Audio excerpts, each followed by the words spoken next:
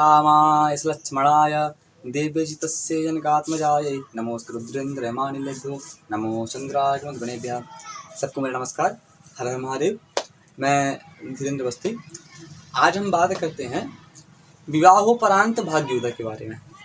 हम देखते हैं खासकर जो लोग होते हैं, कई लोगों का विवाह के बाद ही भाग्योदय होता है। विवाह के पहले वो परेशान रहते हैं, उनकी नौकरी नहीं लगती है, माने कई चीज़ों से उनको मुसीबतें उनको साथ रहती हैं। लेकिन जब उनका विवाह हो जाता है तो विवाहोपरांत उनका भाग्य खुल जाता है, या लेडीज हो या वो जेंट्स हो। तो ऐसा कब होता है, आज हम इसी के बारे में बात करेंगे। बिल्कुल सरल है, बस शुक्र ग्रह है, शुक्र ग्रह की और जो सप्तम भाव में राशि है उसके स्वामी की स्थिति देखेंगे। उस स्थिति को समझ करके हम समझेंगे कि इसका भाग्योदय क्या विवाह के बाद होगा। आइए समझते हैं। देखिए, जैसे कि पहले हम शुक्र देखते हैं। किसको देखते हैं? शुक्र ग्रह देखते हैं। यदि आपका शुक्र ग्रह उपचय में राशियों में हो, अर्थात उपचय भाव में हो, 3, 6, 11, यदि आपका शुक्र जो है इन भाव में हो तो आपका जो भाग्योदय है विवाह के बाद होगा। जैसे कि कुंडली है, इसमें आपका शुक्र, आप अपनी कुंडली को लिए किसी शुक्र से देखिए आपका शुक्र कहाँ पे है। यदि आपका शुक्र यहाँ पे है तो भी आपका जो भाग्योदय होगा विवाह के बाद हो जाएगा। आपको टेंशन नहीं, विवाह करिए, आपका विवाह के बाद आपका अच्छा उन्नति होगा आपका।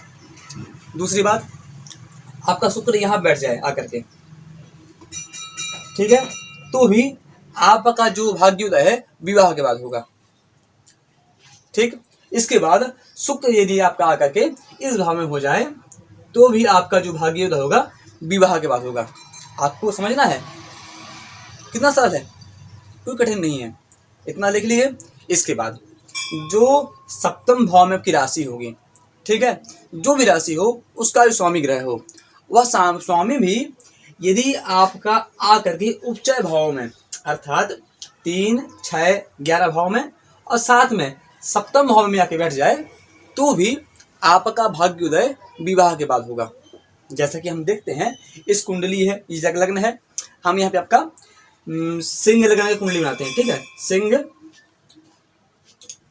सिंह, कन्या, तुला, वृश्चिक, धनु, मकर, कुंभ, मीन, मेष, वृष, मिथुन और कर्क।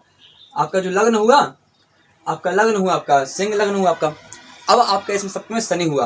यदि यह शनि जो है आकर के आपका इस भाव में हो जाए, आपका इस भाव में हो जाए, या अपने सप्तम भाव में ही हो जाए, या एकादश भाव में हो जाए, तात्पर्य कहने का ये है कि जो आपका सप्तमेश ग्रह है और सप्तम का स्वामी ग्रह आकर के तृतीय में हो, षष्ठम में हो, सप्तम में हो, एकादश स्थान में हो, तो आपका जो भाग्योदय होगा विवाहोपरांत होगा।